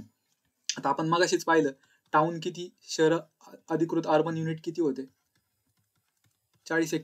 41, 4041, की जिथं महानगरपालिका, नगरपालिका असतात अशी क्षेत्र म्हणजे टाउन अधिकृतपणे लिस्ट केलेली. बरोबर. सेन्सस टाउनची व्याख्या पाहत असताना आपण पाहिलं 5,000 प्लस पेक्षा लोकसंख्या जास्त पाहिजे किंवा 75% पुरुष कामगार हे गैर कृषी क्षेत्रात काम करत असले पाहिजेत किंवा तिथली लोकसंख्या 400 पेक्षा जास्त असली पाहिजे. याला सेन्सस टाउन म्हणायचं. शहरीकरणाचा अभ्यास करत असताना आपल्याला स्पेसिफिक घनता किती असावी याची एक माहिती मिळते. बरोबर. तिथली लोकसंख्या 5,000 प्लस पेक्षा जास्त आहे म्हणजे तिथं शहरामध्ये लोकसंख्येचं केंद्रीकरण झालं पाहिजे. अविधान बरोबर. नागरीकरण म्हणजे शहरांमध्ये लोकसंख्येचं केंद्रीकरण होते. बरोबर आहे. विकेंद्रीकरण होते का? नाही. ब चूक आहे. त्यामुळे 2 पर्याय आपले काय होतात? सहज एलिमिनेट होतात. विकेंद्रीकरण होते का? तिथे नाही होत. खेड्यात लोकसंख्येचं केंद्रीकरण आहे का? नाही. नागरीकरण म्हणजे शहरांमध्ये लोकसंख्येचं केंद्रीकरण असतं. मग आता इथं ड स्टेटमेंट राहिले फक्त. आता पर्याय पण बघा, फक्त आणि फक्त ड असे दिलेले आहेत. मग ड स्टेटमेंट चुकी बरोबर आपल्याला याचा विचार करायचा. आता इथं कन्फ्युजन निर्माण होतं. लोकसंख्येच्या घनतेत वाढ आपल्याला वाटतं बरोबर, नागरीकरणामध्ये लोकसंख्येच्या घनतेत वाढ होते, ते बरोबर येणार आहे. परंतु इट्स नॉट नेसेसरी की लोकसंख्येच्या घनतेत, बघा हे स्टेटमेंट जे दिले ना एकदम ब्लर दिले आपल्याला. लोकसंख्येच्या घनतेत वाढ पण नक्की कुठं? हा म्हणजे ग्रामीण भागातही लोकसंख्येच्या घनतेत वाढ होऊ शकतेच ना. हे स्टेटमेंट आपल्याला कन्फ्युज करायला टाकलेले. असे स्टेटमेंट आपल्याला बाजूला काढता आले पाहिजे. आणि फक्त बरोबर. नागरीकरण म्हणजे काय? शहरांमध्ये लोकसंख्येचे केंद्रीकरण. आले लक्षामध्ये? म्हणजे आपल्याला लॉजिक पण लावता आलं पाहिजे. लोकसंख्येच्या घनतेत वाढ हे ग्रामीण भागातही लोकसंख्येच्या घनतेत वाढ होऊ शकते. फक्त लोकसंख्येच्या घनतेत वाढ होणं म्हणजे नागरीकरण नव्हे, लक्षात घ्या. तिथे स्पेसिफिक क्रायटेरिया आपल्याला दिलेला आहे. सेन्सस टाउनच्या बाबतीत काय सांगितले? 400 प्लस पेक्षा जास्त घनता. सरळ सरळ सांगितले. फक्त लोकसंख्येच्या घनतेत वाढ म्हणजे नागरीकरण नव्हे, लक्षात घ्या. त्यामुळे ते स्टेटमेंट चुकीचं आहे. फक्त बरोबर येणार या ठिकाणी. पुढे प्रश्न पाहूयात. बघा, जनगणना 2011 नुसार शहरी लोकसंख्या आणि दारिद्र्य रेषेखाली असणारी लोकसंख्या यांचा सहगुणांक कोएफिशियंट किती आहे? -0.41 आहे. आता ही कन्सेप्ट आपल्याला माहितीच नाही. शहरी लोकसंख्या आणि दारिद्र्य रेषेखाली असणारी लोकसंख्या यांचं काय केलेलं आहे? रिलेशन दाखवलेलं आहे, कोरिलेशन दाखवलेलं आहे. एका गुणांकाने ते दाखवलेलं आहे, सहगुणांकाने. ही कन्सेप्ट आपल्याला माहितीच नाही. अशा प्रश्न ज्यावेळेस येतो एकदम आउट ऑफ द बॉक्स प्रश्न असतो, खूप बाहेरचा प्रश्न असतो की जो शक्यतो आपल्या वाचनामध्ये येत नाही. आपण जी संदर्भ सूची निवडलेली आहे तिच्यामध्ये शक्यतो असे प्रश्न आपल्याला सापडत नाही. मग काहीतरी क्ल्यू दिलेला आहे. मग ह्या प्रश्नाचं स्पष्टीकरण बघा, लांब पर्याय दिलाय, जास्त स्पष्टीकरण दिलंय, तुलनेने बाकीच्या पर्यायात कमी स्पष्टीकरण दिलंय. आलं लक्षात? पर्याय क्रमांक 1 उत्तर आहे. ज्या पद्धतीचे शहरीकरण झाले आहे त्याचा गरिबी घटविण्यासाठी फारसा काही परिणाम झाला नाही, हे आपल्याला निश्चित मानता येऊ शकतं की बाबा नागरीकरण झालंय आपल्याकडे, पण त्या तुलनेत तिथली दारिद्र्य रेषेखालील लोकसंख्या कमी झालेली नाहीये असं म्हणता येते आपल्याला. काहीतरी असं रिलेशन असू शकतं, असं लॉजिक आपल्याला लावता येते किंवा तसा रिस्क घेता येते आपल्याला. पर्याय क्रमांक 1 उत्तर आहे याचं. आले लक्षामध्ये? कारण जास्त स्पष्ट करून दिले आपल्याला, ते उत्तर असू शकतं असे आपल्याला रिस्क घेता येते. आले लक्षामध्ये? पुढे बघा, आपण मगाशीच पाहिलं की सेन्सस 2011 जी होती, जनगणना 2011, त्याच्यामध्ये वेगवेगळ्या संकल्पना दिलेल्या आहेत.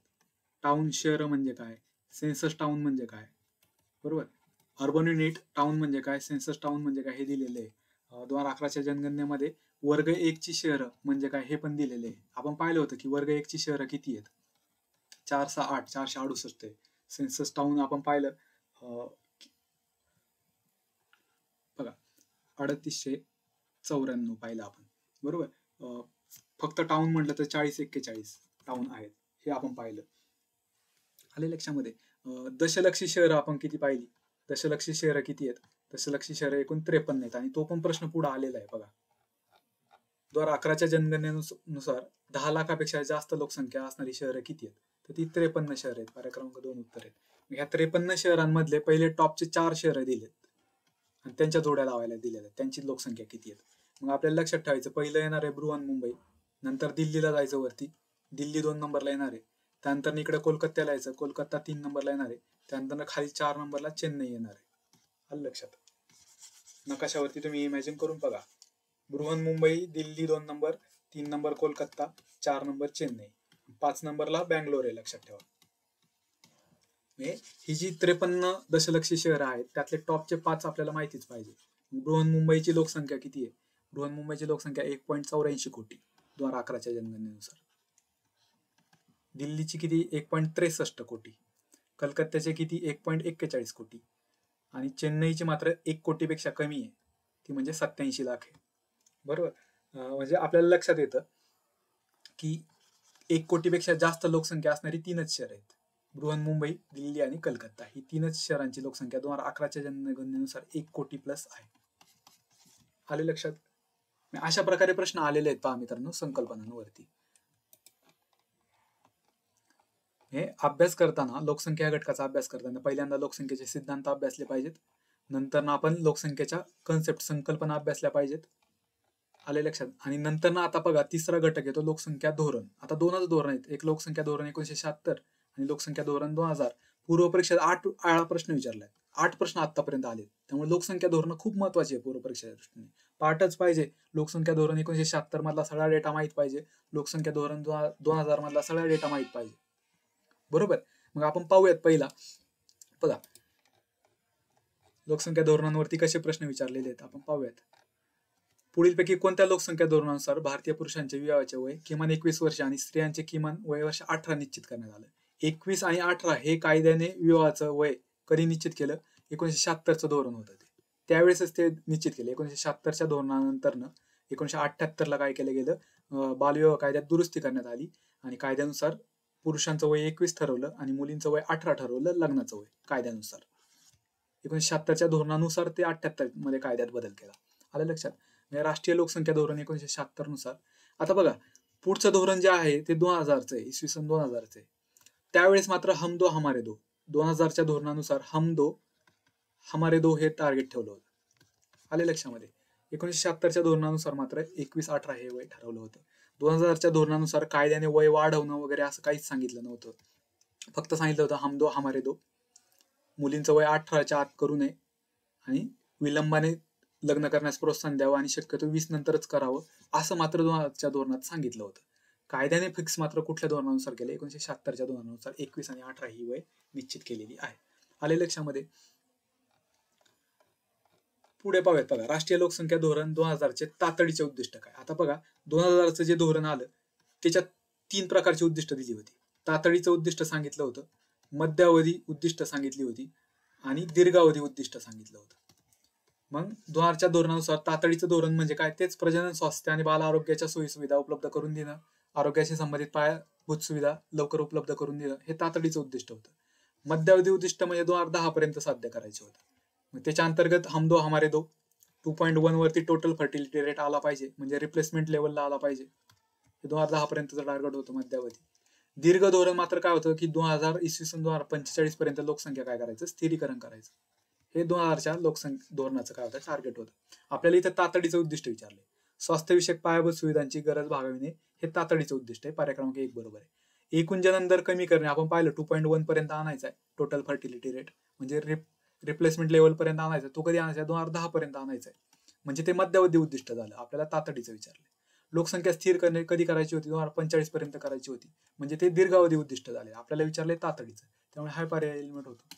पर्याय क्रमांक 1 याचं योग्य उत्तर आहे. आले लक्षामध्ये? पुढे बघा 2045 पर्यंत लोकसंख्या स्थिरीकरण करायचं. त्यानुसार काही उद्दिष्ट ठरवलेली आहेत, ती आपल्याला साध्य करायची आहेत. यस, मुलांचा मृत्यूदर इन्फंट मोर्टॅलिटी रेट किती करायचा होता? 30 पर्यंत खाली आणायचा होता. मॅटर्नल मोर्टॅलिटी रेट किती पर्यंत आणायचा होता? 100 पर्यंत आणायचा होता. आले लक्षात? 30-100 आकडा लक्षात ठेवा आणि 21 हा एक आकडा लक्षात ठेवा. क्रूड बर्थ रेट जो होता, जन्मदर जो होता, तो 21 पर्यंत आणायचा होता. अर्थात तो साध्य झाला नाही म्हणा. ते साध्य 2010 पर्यंत ही उद्दिष्ट साध्य करायची होती, पण ती झाली नाही म्हणा. 21, 30, 100 लक्षात ठेवा. 21 म्हटलं की क्रूड बर्थ रेट जन्मदर, इन्फंट मोर्टॅलिटी रेट अर्भक मृत्यूदर 30 पर्यंत आणायचा होता. मॅटर्नल मोर्टॅलिटी रेट माता मृत्यूदर 100 पर्यंत आणायचा होता. 21, 30, 100 21, 30, 100 आले लक्षामध्ये? 30 हे बरोबर आहे का? बरोबर आहे. मुलींना विलंबाने लग्न करण्यास प्रवृत्त करणे हे धोरण होतं का? निश्चित होतं. लक्षात ठेवायचं 2000च्या धोरणानुसार. बघा 1976च्या धोरणानुसार 21 आणि 18 हे वय निश्चित केलं. 2000च्या धोरणानुसार हम दो हमारे दो हे सांगितलं गेलं. त्याचबरोबर मुलींचं वय 18च्या आत करू नये, शक्यतो 20 नंतर करण्यास प्रोत्साहन द्यावं किंवा विलंबाने लग्न करण्यास प्रोत्साहन द्यावं, प्रवृत्त करावं. हे बी पण बरोबर आहे. एकूण प्रसूतींच्या 80% बाळंतपण संस्थात्मक असावीत, बरोबर आहे हे पण विधान. बघा लक्षात घ्यायचे 2000चं धोरण काय म्हणते? 2000चं धोरण काय म्हणते? ज्या प्रसूती असतात, डिलिव्हरी ज्या असतात, त्या 100% प्रशिक्षित व्यक्तीमार्फतच झाल्या पाहिजेत आणि त्यातल्या त्यात त्या 100% 80% या संस्थात्मकच झाल्या पाहिजेत. म्हणजे वेलनेस सेंटरमध्ये, प्राथमिक आरोग्य उपचार केंद्रांमध्येच झाल्या पाहिजेत 80%. आणि 100% ह्या प्रशिक्षित व्यक्तीमार्फतच झाल्या पाहिजेत डिलिव्हरी. हे असं टाकलं होतं तिथे. 100% बाळंतपणे प्रशिक्षित व्यक्तीकडूनच व्हावीत, निश्चित बरोबर आहे. एकूण प्रश्नाच्या 80% बाळंतपण संस्थात्मक असावीत, हे पण बरोबर आहेत. हे पहिले ABCD हे 4 बरोबर आहे. जन्मदर कमी करण्यास तो कायद्याने लग्नाचे वय वाढावे असं 2000च्या धोरणात काय सांगितलं नव्हतं. कायद्याने लग्नाचं वय निश्चित 76च्या धोरणानुसार केले, 21 आणि 18. 2000च्या धोरणानुसार कायद्याने वय वाढवावं असं काहीच सांगितलं नाही. फक्त एवढंच सांगितलं होतं की मुलींना विलंबाने लग्न करण्यास प्रवृत्त करणं, एवढं फक्त सांगितलं होतं. आले लक्षामध्ये? म्हणजे हे स्टेटमेंट चुकीचं येतं, फक्त एक येणार ABCD बरोबर. आता ह्या सगळ्या डेटा आपल्या रेग्युलर कंटेंटचा, रेग्युलर सोर्सचा, आपला जो ऑथेंटिक सोर्स आहे त्याचा भाग असल्यामुळे हे प्रश्न सोपे डील करायला, अतिशय सोपे आहेत. ते आपले सगळे बरोबर आले पाहिजेत. आले लक्षामध्ये? म्हणजे बघा, मी जे म्हणतोय ना, लोकसंख्या धोरणांवरती प्रश्न येतात, आतापर्यंत 8 प्रश्न विचारलेत. मग हे सगळेच्या सगळे बरोबर आले पाहिजेत, कारण तो आपल्या जे आपण संदर्भ साहित्य निवडले त्याच्यात सापडणारे प्रश्न आहेत हे सगळे. मग तिथं तुम्ही एक्सक्यूज देऊ शकत नाही की हे माझं बरोबर येणार नाही किंवा मला हे आवड जाते, नाहीच. नो एक्सक्यूज, पाठच पाहिजे सगळा डेटा पाठ पाहिजे. पुढचा प्रश्न पाहूयात. बघा, आपल्या लक्षात येईल. 2000 सालच्या राष्ट्रीय लोकसंख्या धोरणाचे दीर्घकालीन उद्दिष्ट आपण पाहिलं 2045 पर्यंत साध्य करायचं होतं. 2045 पर्यंत लोकसंख्या स्थिर करायची होती. सोपा प्रश्न होता, 4 बरोबर आहे याचा पर्याय. पुढचा प्रश्न बघा, कुटुंबाचा आकार मर्यादित ठेवणे, हम दो हमारे दो कोणत्या धोरणाचा भाग आहे? आपण पाहिलं राष्ट्रीय लोकसंख्या धोरण 2000चा भाग आहे. 76च्या धोरणानुसार काय केलं? 21 आणि 18 हे वय निश्चित केलं, बरोबर. 2000च्या धोरणाने काय केलं की हम दो हमारे दो, आणि हम दो हमारे दो या उद्दिष्टाने रिप्लेसमेंट लेवलला, म्हणजे 2.1 हा टोटल फर्टिलिटी रेट, एकूण जनन दर आपल्याला आणायचा होता. तो कधी आणायचा होता? 2010 पर्यंत आणायचा होता. त्याच अनुषंगाने हम दो हमारे दो ही घोषणा दिली होती. लक्षात घ्या, राष्ट्रीय लोकसंख्या धोरण 2000चं आहे. पर्याय क्रमांक 3 बरोबर आहे. सोपा प्रश्न होता. बघा, 2000च्या राष्ट्रीय लोकसंख्या धोरणानुसार कुठल्या वर्षापर्यंत आपल्या देशाची लोकसंख्या स्थिर होण्याचे उद्दिष्ट ठेवलं होतं? लोकसंख्या स्थिर करण्याचं उद्दिष्ट 2045 पर्यंत दीर्घावधी उद्दिष्ट होतं. आपण पाहिलं इथं पर्याय 2045 कुठंच नव्हतं, 2046 दिलं होतं. पहिल्या आन्सर केला 2046 उत्तर होतं, पण नंतर मग हा प्रश्न काय झाला? रद्द झाला. कारण स्पेसिफिक बोलायचं झालं तर 2045 हे उत्तर आहे, जिथं लोकसंख्या आपल्याला स्थिर करायची आहे 2000च्या धोरणानुसार. ठीक आहे, म्हणजे इतके सोपे प्रश्न विचारलेले आहेत. बघा पुढचा, अगेन राष्ट्रीय लोकसंख्या धोरणावरतीच प्रश्न विचारलेला आहे. मग माता मृत्यूदर 100च्या खाली आणायचा होता, निश्चित बरोबर आहे. आणि इन्फंट मॉर्टॅलिटी रेट कधीपर्यंत आणायचा? 30 पर्यंत आणायचा होता, बरोबर आहे. मग अशीच चर्चा केली आपण. मग हे 130 आणि 35 हे चुकला, क एलिमेंट झाला. क एलिमेंट झाल्यामुळे 2 पर्याय एलिमेंट झाले, लक्षात घ्या. आणि ब तर ऑब्व्हियसली बरोबर येणार आहे. संसर्गजन्य रोगांची लागण प्रतिरोध करणे आणि नियंत्रणाखाली आणणारे, हे आपल्याला बरोबर घेताच येतं, त्यात काही विचार करण्याची गरज नाही. अ आणि ब बरोबर आहे. पर्याय क्रमांक 2 बरोबर. आले लक्षात? पुढे प्रश्न बघा, राष्ट्रीय लोकसंख्या धोरण 2000 योग्य विधान ओळखायचे. आता आपण पाहिलं होतं, इन्फंट मॉर्टॅलिटी 20 पेक्षा कमी आणायचा का? नाही, तो 30 पेक्षा कमी आणायचा होता. माता मृत्यू दर मात्र 100 पेक्षा खाली आणायचा, हे बरोबर आहे. हा, नोंदणी ज्या असणार आहे त्या 100% ऑब्व्हियसली करायच्यात. कुठली असेल, जन्म, मृत्यू, विवाह, गरोदरपणा, ह्या नोंदणी 100% साध्य करायच्या होत्या, बरोबर. सी आणि डी बरोबर आहे, बी चूक आहे. 30% गळती नाही, 20% गळती जी आणायची होती ती 20%च्या खाली आणायची. प्राथमिक पातळीवरती पण आणि माध्यमिक पातळीवरती पण, आणि मुले आणि मुली दोन्हीच्या बाबतीत पण ही 20%च्या खाली आणायची होती, 30% नाही. सोपं आहे, तुमच्या संदर्भ साहित्यात सापडणारा डेटा आहे, त्यामुळे तो माहितीच पाहिजे होता. ए आणि बी चुकीचं आहे, सी डी फक्त बरोबर आहे या ठिकाणी. पर्याय क्रमांक 4 उत्तर येणार आहे. म्हणजे अशा प्रकारे बघा, प्रश्न वारंवार लोकसंख्या धोरणांवरती विचारले गेलेले आहेत. लोकसंख्या धोरणांवरती वारंवार प्रश्न विचारले गेले असल्यामुळे ते आपल्याला पाठच पाहिजेत. आले लक्षामध्ये? लोकसंख्या घटकाचा अभ्यास करताना पहिल्या टप्प्यात तुम्हाला लोकसंख्येचे सिद्धांत अभ्यासायचे, पॉप्युलेशन थेरीज अभ्यासायच्या, सविस्तरपणे अभ्यासायच्या, त्याचे प्रिव्हियस इयर क्वेश्चन्स पाहिजेत. दुसऱ्या टप्प्यात तुम्हाला सगळ्या कन्सेप्ट अभ्यासायच्यात, संकल्पना अभ्यासायच्या आहेत. सर्व संकल्पना अभ्यासायच्यात. म्हणजे काय? टोटल फर्टिलिटी रेट म्हणजे काय, मग जनरल फर्टिलिटी रेट असेल, ए स्पेसिफिक फर्टिलिटी रेट असेल, टोटल फर्टिलिटी रेट असेल, ठीक आहे, रिप्रोडक्शन रेट असेल, डेथ रेट असेल, बर्थ रेट असेल, त्याच अनुषंगाने infant mortality rate, child mortality rate, maternal mortality rate आपल्याला अभ्यासायचे. बाकीच्याही संकल्पना अभ्यासायच्या. साक्षरता कशी मोजली जाते, लिंग गुणोत्तर कसं मोजलं जातं, लोकसंख्येची घनता कशी मोजली जाते, स्थलांतराच्या बाबतीत कशी विचार केला जातो, हे सगळ्या संकल्पना माहित पाहिजे. दशवार्षिक वाढ कशी मोजली जाते, वार्षिक लोकसंख्या वाढ कशी मोजली जाते, हे आपल्याला माहित पाहिजे. ह्या संकल्पनावरती वारंवार प्रश्न आलेले आहेत. स्पेसिफिक मी तुम्हाला सांगितलं, शहरीकरणाशी संबंधित जेवढ्या संकल्पना आहेत त्या फिक्स माहित पाहिजेत. सेन्सस टाउन म्हणजे काय माहित पाहिजे, अर्बन युनिट म्हणजे काय माहित पाहिजे, बरोबर, नागरीकरणाची व्याख्या माहित पाहिजे. हा, दशलक्षी शहरे म्हणजे काय, वर्ग 1 ची शहरे म्हणजे काय, ह्या सगळ्या संकल्पना माहित पाहिजेत. आले लक्षात? दुसऱ्या टप्प्यात तुम्हाला सगळ्या संकल्पना अभ्यासून घ्यायच्यात, म्हणजे तुमचा अभ्यास सोपा होईल. तिसऱ्या टप्प्यात लोकसंख्येची धोरणं अभ्यासायची, म्हणजे तुमचा अभ्यास सोपा होऊन जाईल. म्हणजे जे पाठांतराचा जे तुमचा लोड आहे ना, तो फार कमी होईल. आले लक्षामध्ये? म्हणजे जी आकडेवारी जनगणनेची आहे ना, ती शेवटच्या टप्प्यात अभ्यासायची. आपण उलट करतो, आपण जनगणनेची आकडेवारी सुरुवातीला अभ्यासतो, तिथंच फसतो. प्रश्न कुठं आलेत बघा तुम्ही, एरियाज बघा, प्रश्नांचे एरियाज बघा. सगळ्यात पहिला लोकसंख्येच्या सिद्धांत, नंतर न संकल्पना, नंतर न लोकसंख्या धोरणे, ह्या एरियाज पहिल्या कव्हर करत चला, अभ्यास सोपा होऊन जाईल. आणि जनगणनेवरती मग फार कमी प्रश्न विचारलेत. मग आता त्या प्रश्नांचं आपण स्वरूप पाहूयात, कारण अगेन 2-3 प्रश्न त्यावरती जर चुकून आले एकदमच, तर मग ते आपले प्रश्न बरोबर यायला पाहिजे. मग हे स्वरूप आपण प्रश्नाचं समजून घेतलं तर आणि तरच आपल्याला अभ्यास सोपा जाईल आकडेवारीचा, किंवा लक्षात ठेवणं सोपं जाईल. मग ते प्रश्न आपण पाहून घेऊयात, म्हणजे आपल्याला लक्षात येईल की कसं विचारले गेलेले प्रश्न. जनगणनेवरती पहिल्यांदा भारत आणि जगाच्या लोकसंख्येची तुलना केलेली आहे. जगाच्या लोकसंख्येत भारताची लोकसंख्या किती प्रमाणात आहे यावरून 18ला एक प्रश्न आलाय. जगातल्या देशांची घनता जी आहे त्याची क्रमवारीवरती प्रश्न आलेला आहे. म्हणजे आपल्याला भारताच्या शेजारचे जे देश आहेत त्यांची घनता माहित पाहिजे, किंवा जगातले काही महत्वाचे मोठे देश असतील त्यांची घनता आपल्याला माहित पाहिजे, बरोबर, याची क्रमवारी विचारली जाते. पहिल्या टप्प्यात आपल्याला जनगणनेचा अभ्यास करताना हे अभ्यासलं पाहिजे. दुसऱ्या टप्प्यात 2001 आणि 2011च्या जनगणनेच्या आकडेवारीची तुलनात्मक माहिती आपल्याला काढता आली पाहिजे. मग तिच्यात अगेन स्पेसिफिक स्त्रियांशी संबंधित माहिती जास्त विचारली, स्त्री साक्षरता, लिंग गुणोत्तर, बाल लिंग गुणोत्तर, यावरती जास्त प्रश्न गेलेले आहेत. मग ती माहिती आपल्याला माहित पाहिजे. बघा, घनतेवरती वारंवार प्रश्न आहेत, साक्षरतेवरती, लिंग गुणोत्तरावरती वारंवार प्रश्न आहे. त्यात मग ग्रामीण शहरी तुलना असेल, 2001-2011ची तुलना असेल, स्त्री आणि पुरुषांची तुलना असेल, अशा पद्धतीचे प्रश्न आलेले आहेत, बरोबर. हे प्रश्न आपण 1 बाय 1 घेऊयात. एक्झॅक्ट तुमच्या एक प्रोग्राम फिट बसेल डोक्यामध्ये, कोणती आकडेवारी आपण कशी अभ्यासली पाहिजेत. मुख्य परीक्षेचे प्रश्न घेत आणि आणखी आपले सविस्तर त्यावरती चर्चा होईल. प्रत्यक्षात लेक्चरमध्ये आपण ते प्रश्न सविस्तर चर्चा करू, त्याच्या मायक्रो नोट्स मी तुम्हाला निश्चित देईन, बरोबर.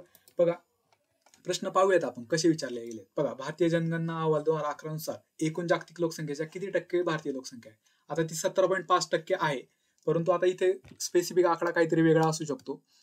हा प्रश्न रद्द केला आयोगाने अर्थातच, पण ती 17.5% इन जनरल कुठे आपल्याला ती माहिती पाहायला मिळते. हा पाठच पाहिजे आपल्याला. आले लक्षामध्ये?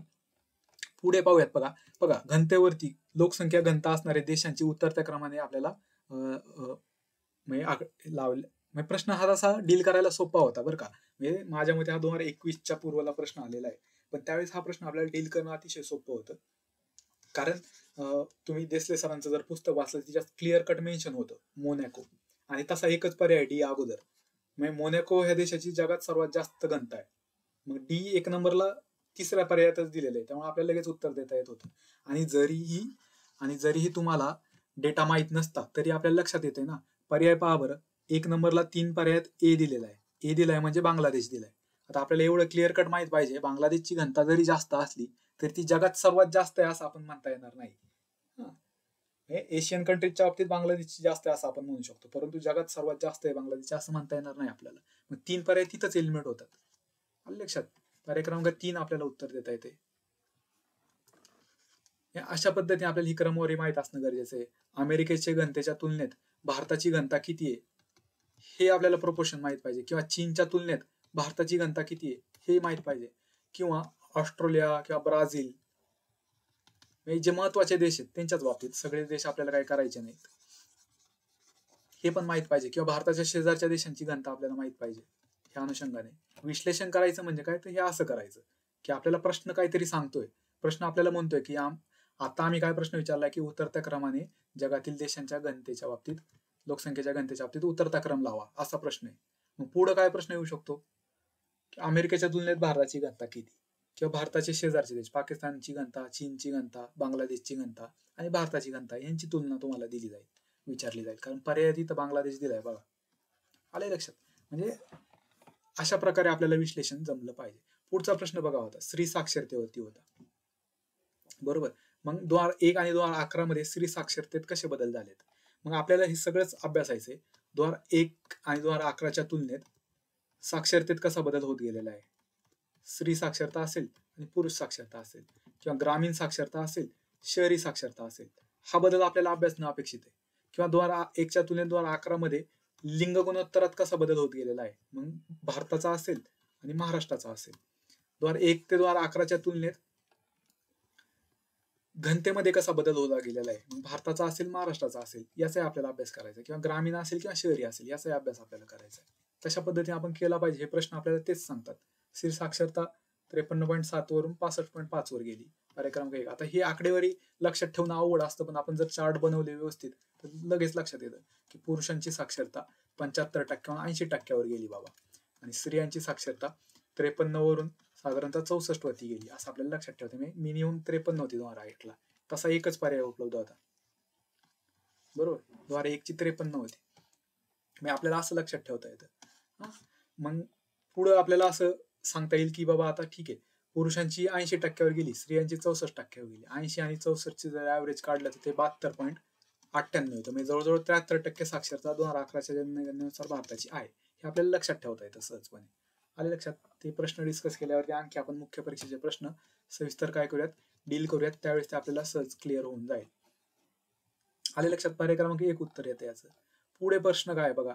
आता महाराष्ट्राच्या बाबतीत काय विचारलेले आहे, महाराष्ट्रात शहरी दशवार्षिक शेकडा बदल ग्रामीणच्या दुप्पटपेक्षा अधिक होता. आता अवघड कॅटेगरीतला प्रश्न होता, बरोबर.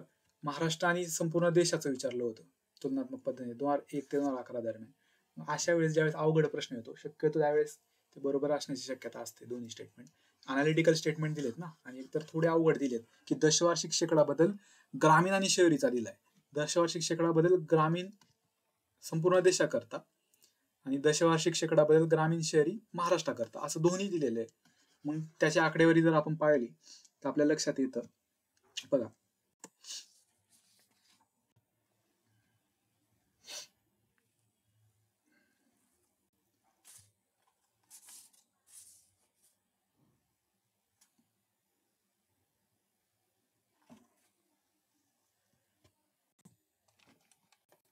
बघा, संपूर्ण जर भारताचा आपण विचार केला, संपूर्ण देशाचा जर विचार केला, 2001 मध्ये ग्रामीण लोकसंख्या जी होती ती 12.3% होती. सॉरी, ग्रामीण लोकसंख्येच्या वाढ जी झाली 2001 आणि 2011च्या तुलनेत ती 12.3% झाली. आणि 2001 ते 2011 दरम्यान शहरी लोकसंख्येत किती वाढ झाली तर ती 31.8% झाली. म्हणजे दुपटीपेक्षा जास्त आहे ना, खूप. 12×2 = 24 आणि जवळजवळ 2.25 पट जास्त आहे शहरी लोकसंख्या वाढ. देशाकरता शहरी दशवार्षिक शेकडा बदल ग्रामीणच्या तुलनेत त्यापेक्षा अधिक होता, बरोबर आहे. आणि महाराष्ट्रात महाराष्ट्रात पण 10%वरून 23%वर गेला होता जवळजवळ. ग्रामीण लोकसंख्या 10%ने वाढली होती आणि शहरी लोकसंख्या 23%ने वाढली होती. हे दोन्ही स्टेटमेंट या ठिकाणी बरोबर आहे, दोन्ही काहीतरी अवघड स्टेटमेंट जर आले तर शक्यतो ते चुकीचे नसतात. हे लॉजिक लक्षात ठेवा. फक्त आता ते प्रश्न खूपच अवघड आहेत हे समजण्यासाठी बेसिक अभ्यास पण होणं गरजेचं आहे, लक्षात घ्या. पुढे पण तेच की लिंग गुणोत्तराचा जर विचार केला संपूर्ण देशात, मग शहरी आणि ग्रामीण दोन्ही मध्ये काय झालेली आहे, लिंग गुणोत्तरात सुधारणा झालेली आहे. अर्थात आपला तो प्रयत्न चालू आहे, सरकारचे खूप प्रयत्न चालू आहेत. त्यामुळे संपूर्ण देशाचा विचार करता शहरी आणि ग्रामीण भागात लिंग गुणोत्तरात सुधारणा निश्चित झाली असेल असं लॉजिक आपल्याला लावता येते. महाराष्ट्राच्या बाबतीत शहरी भागात सुधारणा झाली, परंतु ग्रामीण भागात मात्र घट झाली. महाराष्ट्राचा फक्त विचार केला तर ग्रामीण भागात तुलनेने तितकं लोक अजून प्रगल्भ झाली नाही. गर्भनिदान चाचणी केली जाते, भ्रूण हत्या वगैरे अजूनही काही भागांमध्ये पूर्वी कायद्याचा पळवाटा शोधून त्या गोष्टी केल्या जायच्या.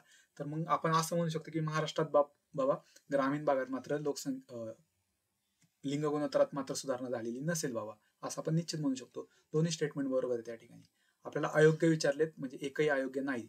पर्याय क्रमांक 4 उत्तर असं देता येते.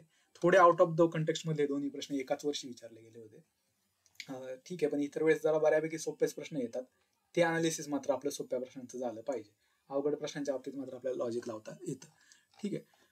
पुढे जर पाहिलं तर बघा, 2011च्या जनगणनेनुसार कोणत्या राज्याचा लोकसंख्या वाढीचा दर उणे होता. मग आपल्याला हा प्रश्न काय सांगतो की देशामध्ये राज्यांचा कोणत्या राज्याच्या लोकसंख्या वाढ सर्वात जास्त झाली, कोणत्या केंद्रशासित प्रदेशाची लोकसंख्या वाढ सर्वात जास्त झाली 2001च्या तुलनेत, बरोबर. किंवा कोणती अशी राज्य की जिथं लोकसंख्या कमी झाली, म्हणजे लोकसंख्या वाढीचा दर उणे होता, वजा होता, मायनस होता. मग ते नागालँड होतं. नागालँडचं -0.58% लोकसंख्येमध्ये कमी झाली होती, लक्षात घ्या. पर्याय क्रमांक 3 उत्तर हे पाठ असणं अपेक्षित होतं. सोपा प्रश्न होता. ही क्रमवारी आपल्याला सगळी माहित पाहिजे. टॉपचे कोणते, शेवटचे कोणते, हे सगळ्या बाबतीत माहित पाहिजे. मग घनतेच्या बाबतीत, साक्षरतेच्या बाबतीत, लिंग गुणोत्तराच्या बाबतीत, बाललिंग गुणोत्तराच्या बाबतीत हे माहितीच पाहिजेत. पुढचा प्रश्न बघा. 2011 मध्ये खालीलपैकी कोणत्या राज्यात बाललिंग गुणोत्तर सर्वात कमी होते? तर बाललिंग गुणोत्तर सर्वात कमी होते. आता इथं महाराष्ट्र, कर्नाटक, केरळ, मध्य प्रदेश दिले. आपलं पाठांतर नसतं तितकंसं, पण आपल्याला एवढं तर माहित असते ना, महाराष्ट्राचं बाललिंग गुणोत्तर 894 आहे बाबा. संपूर्ण इंडियाचं किती आहे? 918 आहे बाललिंग गुणोत्तर. महाराष्ट्राचं किती आहे? 894 आहे. आणि एक आपल्याला वाक्य माहित पाहिजे, ओव्हरऑल लिंग गुणोत्तर असेल, ओव्हरऑल लिंग गुणोत्तर असेल किंवा चाइल्ड सेक्स रेशिओ बाललिंग गुणोत्तर असेल, याच्या बाबतीत दक्षिणेकडच्या राज्य महाराष्ट्रापेक्षा जास्त लिंग गुणोत्तर आहे त्यांचं, लक्षात ठेवायचं. महाराष्ट्राच्या दक्षिणेकडे जी येतात, केरळ असेल, कर्नाटक असेल, तमिळनाडू असेल, आंध्र प्रदेश असेल, ह्या सर्व राज्यांचं बाललिंग गुणोत्तर आणि लिंग गुणोत्तराच्या बाबतीत महाराष्ट्रापेक्षा वरचा क्रमांक आहे. म्हणजे त्यांचं लिंग गुणोत्तर आणि बाललिंग गुणोत्तर महाराष्ट्रापेक्षा जास्त आहे. हे जरी माहित असतं तरी 2 पर्याय आपल्याला एलिमिनेट करता आले असते, केरळ आणि कर्नाटक. कारण कमी म्हणल्यावरती हिच्यात महाराष्ट्रच कमी येणार आहे. मग आता राहिला मध्य प्रदेश आणि महाराष्ट्राचा विचार. मग हिच्यात आपल्याला माहिती आहे इंडियाचं किती आहे? 918 आहे. मग 918 सेम फिगर मध्य प्रदेशची पण आहे. मध्य प्रदेशचं बाललिंग गुणोत्तर किती आहे? 918 आहे. महाराष्ट्राचं किती? 894 आहे. मध्य प्रदेश आणि महाराष्ट्रात बाललिंग गुणोत्तर कमी कोणाचं आहे? तर महाराष्ट्राचं आहे. मग इथं आपल्याला पर्याय क्रमांक 2 उत्तर देता येते. सर्वात कमी बाललिंग गुणोत्तर कोणाचं आहे? तर महाराष्ट्राचं आहे. म्हणजे पर्याय आपल्याला एलिमिनेट करता आलं पाहिजे. ते एलिमिनेट करण्यासाठी काही अनालिसिस आपल्याला करता आलं पाहिजे. मग जो डेटा दिलेला आहे आपल्याला पुस्तकात, ती आकडेवारी फक्त पाठ करण्यापेक्षा त्या डेटाचं अनालिसिस करायचं, वेगवेगळे कन्क्लुजन आपल्याला काढता येतात का ते पाहायचं.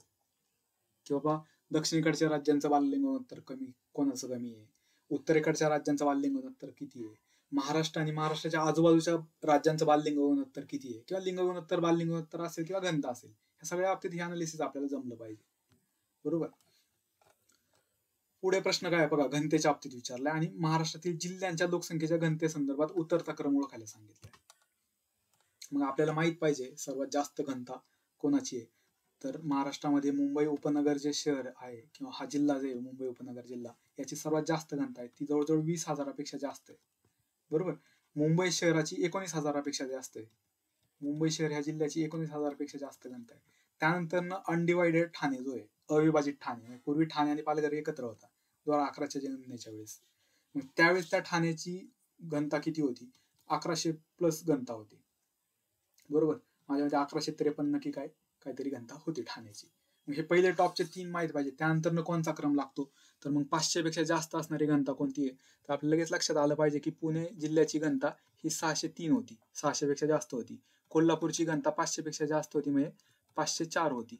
बरोबर. 500पेक्षा जास्त घनता असणारे 5च जिल्हे आहेत महाराष्ट्रात, कोल्हापूर, पुणे, ठाणे, मुंबई शहर, मुंबई उपनगर. हे पहिले 5 जिल्हे आपल्याला माहित पाहिजे होते. पहिल्या 5 जिल्ह्यांचा विचार करता दिलेल्या पर्यायातून सर्वात जास्त कोण असणार आहे? मग पुणेच असणार आहे. मग सी 1 नंबरला असणारा 2च पर्याय आहेत, बाकीचे पर्याय एलिमिनेट झाले.